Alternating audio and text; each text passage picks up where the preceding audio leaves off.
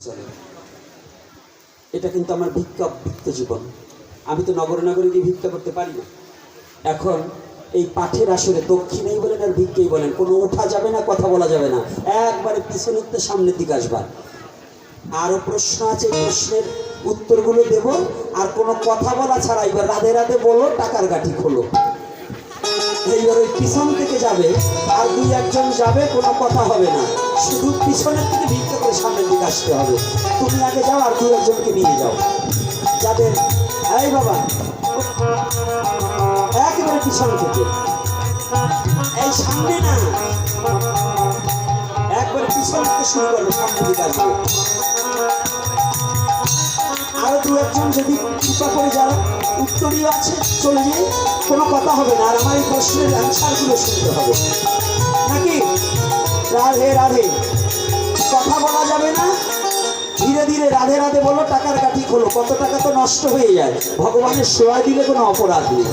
তাই মায়েরা বাবারা যার যেমন সামর্থ্য আছে সেই অনুপাতে ভগবানের সেবা দেবে। আস্তে কথা হবে না, কিন্তু ব্যথা হবে, কথা হবে না কিন্তু ব্যথা হবে।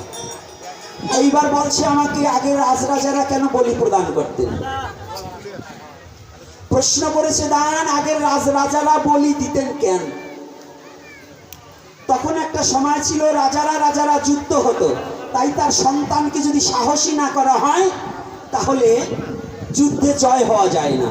তাই রক্ত দেখাবার নিমিত্তে, তাই এমনি ভাবে হত্যা করবে, তাই তারা তামসিক ভাবে পূজা করে, তামসিক ভাবে পূজা করে, বলি দিয়ে রক্তে রঞ্জিত হয়ে সন্তানকে সাহসী তৈরি করার জন্য, সাহসিকতা দেখাবার জন্য এই পাঠা বলি দিয়ে, ছাগ বলি দিয়ে তার সন্তানকে সাহসী তৈরি করতেন। কিন্তু মহাপ্রভু সম্পূর্ণভাবে এই কলির যুগে নিষিদ্ধ করেছে। কি সাধুরা আপনারা কি বলেন? মহাপ্রভু কি বলি দেওয়ার কথা বলছে না নিষেধ করেছে? এই কারা নিষেধের পক্ষে, কারা হাত তুলুন। নিষেধের পক্ষে কারা হাত তুলুন। আজকে নামান হাত।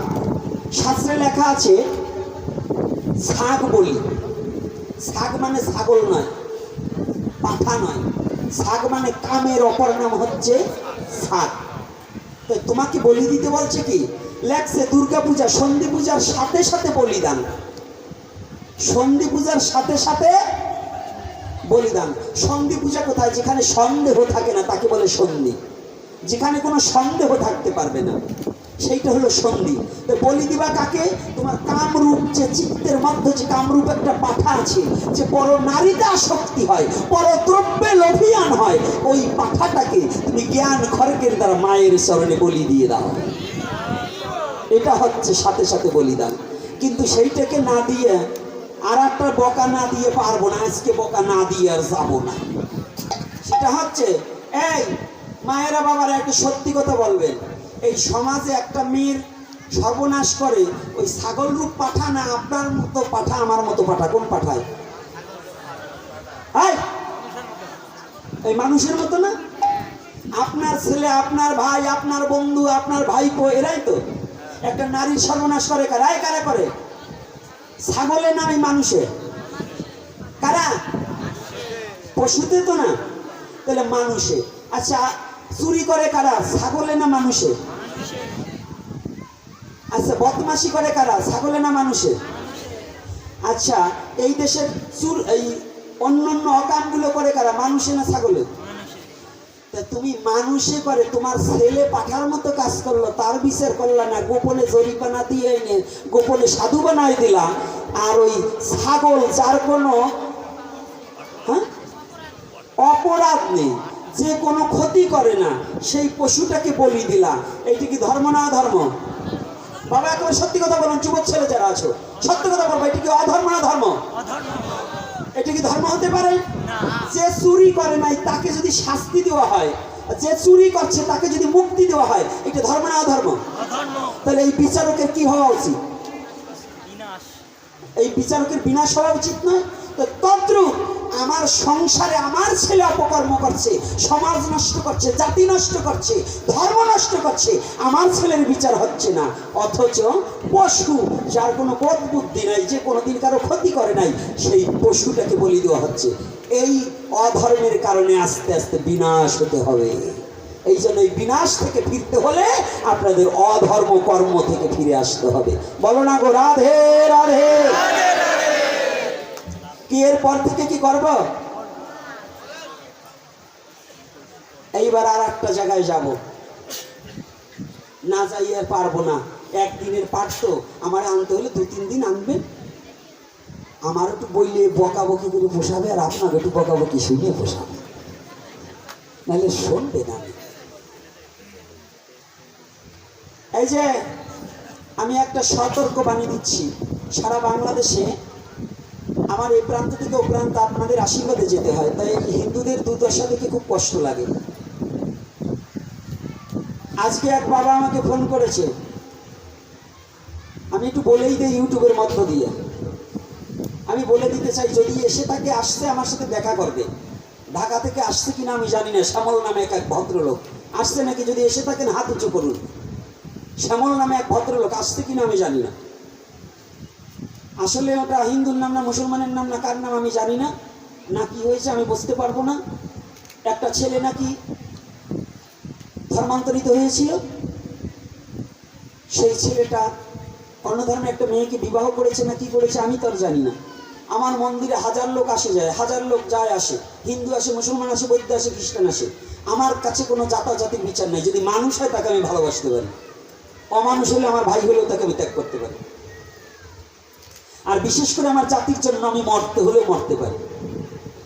এখন আমার প্রসঙ্গটা হচ্ছে এই, সনাতন ধর্মের ছেলেমেয়েরা যারা ধর্মান্তরিত হচ্ছে, আর যাদেরকে ব্রেন ওয়াশ করে দিচ্ছে লাভ জিহাদ দিয়ে। লাভ মানে ভালোবাসা, জিহাদ মানে প্রতিজ্ঞাবদ্ধ। ভালোবাসার প্রলোভনে ফেলে ধর্মান্তরিত করা, এটা একটা গ্রুপ, এটা একটা চক্র, এটা একটা শয়তান চক্র, যারা তোমাদের সনাতনকে ক্ষুণ্ণ করার জন্য, তোমার সনাতনকে হেয়পূর্ণ করার জন্য, তোমার সনাতনকে ক্ষয়িষ্ণু করার জন্য এই একটা চক্র লেগেছে। অনেক মেয়েরা আছে মোবাইল চালাবার সাথে ফেক আইডিতে হিন্দু নামে পরিচিত হইয়া বাবার নাম হিন্দুর নাম বলে, আসলে 6 মাস সম্পর্ক করার পরে, 1 বছর সম্পর্ক করার পরে দেখা গেছে ওই মেয়েটাকে ভাগিয়ে নিয়ে যাওয়ার পরে দেখা গেল সে অন্য ধর্ম অবলম্বনকারী। হয় কি না? আরে কথা বলবেন, হয় কি না? খালি ভাগবত বললে কাজ হবে না, যদি নিজের ধর্মকে টিকিয়ে রাখা না যায় তাহলে ভাগবত দিয়ে কোথায় কাজ হবে না। আগে নিজের জাতিকে টিকিয়ে রাখো, তাহলে ধর্ম টেকবে, না হলে টেকবে না। এই জাতিকে টিকিয়ে রাখার জন্য আমার এই কথাটা না বলে আমি পারছি না।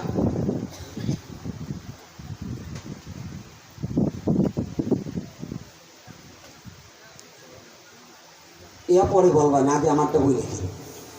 এইবার দেখুন, প্রতিটা ছেলে মেয়েকে আমি বলে দিতে চাই, চরণে হাত রেখে বলছি, তুমি আমার মেয়ের মতো কিংবা ছেলের মতো কিংবা বাবার মতো কিংবা ভাইয়ের মতো, তুমি আমাকে যা মনে করো তার মতো। আমার ঘর বাড়ি নাই, নাই কোনো নাম নাই, তুমি আমার নাম রেখে দাও যা খুশি তাই। তোমরা আমাকে যেমন ভাবে ভালোবাসো আমি তোমাদের কাছে তেমন।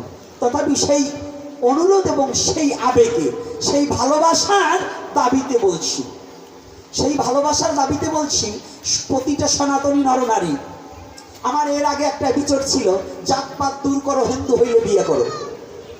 এই এপিসোডের পরে কিছু বর্ণ বিভাগকারী জাতি, এই মূর্খ জাতি যারা বর্ণকে বিভাগ করে সনাতনীকে ক্ষয়িষ্ণু করেছে, এই গাধাগুলো আমার বিপরীত কিছু আলোচনা করেছে। ওগুলোকে গাধার সাথে তুলনা করি, আমার ভাষাটাকে বুঝতে পারেনি ওই গাধার দলে। আমার কথাটা ছিল ওখানে, জাতপাত দূর করো, হিন্দু হলে বিয়ে করো। এই জন্য আবিজাবি বলিনি। আমার কথা, সনাতনের মত হলে বিয়ে করো, তাকে মেনে নেওয়া যাবে, কিন্তু সনাতনের বাইরা কেউ চলে যেও না, এটা ছিল আমার কথা। কিন্তু সেইটাকে ওই যারা বর্ণ ভাগ করে খাবার জন্য, পরের মাথায় পা রেখে খাওয়ার জন্য এখনো আশা করে, ওই হারামজাদাগুলো এইটার বিপরীত আলোচনা করেছে। অনেকে দেখেছেন না? কথা বলেন না কেন? এগুলোর মুখে ঝামা ঘষে দেবেন। এই পরিপাকে আমি বলতে চাই, বাবা তোমরা ছেলে মেয়ে যারা আছো, আর আপনারা গার্জিয়ান যারা আছেন, আপনার সন্তানকে সুরক্ষার জন্য, আপনারা সুজ্ঞান দান করার জন্য সনাতনী যে যে কলা কৌশল শাস্ত্রীয় রীতিনীতি সমস্ত মেনে চলবে, শাস্ত্রের দিকে ধাবিত হতে হবে। আর আপনার সন্তানকে অবশ্যই সনাতনী সংস্কৃতিকে শিক্ষা দিতে হবে। আর যে যুব সমাজ মায়েরা বাবারা আছো, ফেসবুকে ফেক আইডিতে কোনো ছেলের প্রলোভনে কোনো মেয়ের প্রলোভনে পড়বে না। কারণ হিন্দুর নাম দিয়ে হাতে লাল সুতা বেঁধে কীর্তন অঙ্গনে হাজার হাজার অহিন্দুরা প্রবেশ করে হিন্দু মেয়েদের নাম্বার নিয়ে তারা সম্পর্ক করে ধর্মান্তরিত করার জন্য তারা মরিয়া হয়ে লাগছে। এইটা থেকে দূরে সরে আসতে হবে। তুমি নিচ জাতি ব্রাহ্মণের মেয়ে হও, আপত্তি নাই। তুমি যদি মুচির ছেলেকে পছন্দ করো, যদি উপযুক্ত বয়স হয়, তোমার মা বাবা মেনে না নিলে আমি মেনে নেব, তুমি আমার কাছে চলে যাও, আমি বিবাহ দিয়ে সরকারিভাবে তোমাকে বাড়িতে তুলে দেব, আমি কথা দিলাম। কিন্তু তুমি যদি সনাতনের বাইরে কোনো কাজ করো, কুকুর মৃত্যু সময় যদি হয় কুকুরের মুখে জল দেব। আর যদি তুমি সনাতন ধর্ম ছেড়ে চলে যাও, তাহলে তোমার যদি অ্যাক্সিডেন্ট করে পথে পড়ে থাকো, আমি যদি বুঝি তোমার মুখে পুষ্পাপ করলে তুমি বেঁচে যাবে, আমি পুষ্পাপটুকু তোমার মুখে করব না, আপনারাও করবেন না। এটা কি এক? সবাই আমরা রাজি কি না? একজন মুসলমান বিপদে পড়ে তাকে আপনারা সহযোগিতা করবেন। একজন মুসলমান যদি চিকিৎসা না হতে পারে, আপনারা চাঁদা তুলে তাকে চিকিৎসা করবেন, এতে কোনো বাধা নেই। এটা সনাতন বলছে যে না, মানুষের পাশে দাঁড়ানো, এটা সনাতনের শিক্ষা। এটা একজন মুসলমান, একজন বৌদ্ধ, একজন খ্রিস্টান, সে যদি কন্যা বিয়ে না দিতে পারে, আপনি তাকে টাকা দিয়ে তার মেয়েটাকে তার স্বধর্মে বিয়ে দিয়ে দেন, এটা সনাতনের শিক্ষা। কিন্তু সনাতনের ছেড়ে যারা অন্য ধর্ম অবলম্বন করবে, কুকুরের মুখ দেখা যাবে, তার মুখ দেখবে না। শুয়োরের মুখ দেখবেন, তবু তাকে ভালোবাসা যাবে না। কি কষ্ট পাচ্ছেন আমার কথায়? কারাই একমত হাত তুলুন। রাধে রাধে। দুই সাইডে হাত তোলে না, ওকে মনে মনে ভাগ যার তো লোক। আমি যদি আমার মেয়ে ইয়ে করে, তো গোপনে তোমার লাড়ু বানাইয়ে খাওয়াই আসবো। এরকম মা বাবা আছে না, মা ইয়ে করছে, আবার গোপনে লাড়ু বানাই দুর্গা পুজোয় খাওয়াই আসে। ওই মা বাবারে শুধু বন্ধক রাখবেন, ওরাও গ্রাম থেকে তাড়িয়ে দেবেন। ওর ওই গ্রামে থাকার অধিকার নাই, যে সনাতনকে অস্বীকার করবে।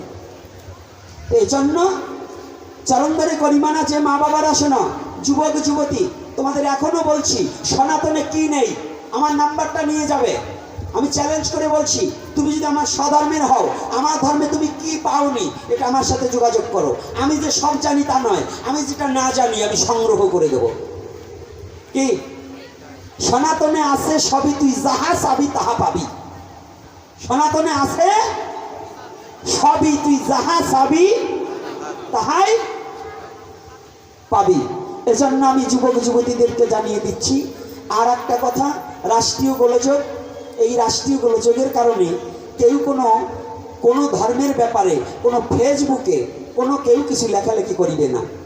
যেমন আমি কিন্তু কোনো স্ক্রিন টাচ ফোন ব্যবহার করি না, ফেসবুক খুলি না। কারণ আছে, জানি আমার পিছনে শাল দেওয়ার জন্য, বাঁশ দেওয়ার জন্য খাড়াই রয়েছে, যাতে এই বাঁশ আমার বাড়ি না যায়, এই ব্যবস্থা আমি করে রাখছি আগে। এই জন্য আপনাদেরও বর্ণনা করছি। এই ভাগবতী আসলে এই বাংলাগুলো দিচ্ছি কেন? আমার জন্য দিচ্ছি, আমার জন্য দিচ্ছি, আমার জাতির জন্য দিচ্ছি, আমার ধর্মের জন্য দিচ্ছি, আমার সমাজের জন্য দিচ্ছি, আমার জাতির ছেলে মেয়ে যেন বুঝুক। এই জন্য বলছি যে আপনারা সচেতন থাকবেন। কেউ ফেসবুকে কোনো ধর্মের নিন্দা করবেন না। সনাতন ধর্ম কোনো ধর্মকে নিন্দা ছোট করা শেখায় না। সনাতন ধর্মে বলেছে, নিজ ধর্ম শ্রেয় পরধর্ম ভয়াবহ, স্বধর্ম নিধানং শ্রেয় পরধর্ম ভয়াবহ। নিজের ধর্মকে সম্মান, নিজের ধর্মকে মেনে চলো, পরের ধর্মকে সম্মান করো। এটা সনাতনের রীতি, সনাতনের নীতি। সনাতন ধর্ম কোনো ধর্মের নিন্দা চর্চা করবে না। এই আপনাদেরও আমি বলে দিচ্ছি। আর আমার পিছনে তো শত্রু লেগেই আছে, লাগলে কাজ হবে না। শকুনের অভিশাপে কোনোদিনও লোকের গোয়ালের গরু মরে না। আর বাঁচবই কয়দিন, যাওয়ার সময় তো হয়েই গেছে। এখন যদি মাইরিয়ে ফেলাস তাতেও মরবো, না মারলেও মরবো। মরার ঘর আর বাঁধে আসি নাই, মরে যাবো, কিন্তু বইলে মরবো। মরার আগের দিনে যেন এটা বলতে পারি, রাধে রাধে। কি এই শক্তি দেবেন তো? সাধুরা কি বলেন, এই শক্তি দেবেন তো আমাকে? আমি যেন মরার আগেও কিছু বলতে পারি। সেটা যেন আমার জন্য না, আপনার জাতির জন্য, আমার জাতির জন্য যেন বলতে পারি। আমার জাতীয় চেতনার জন্য।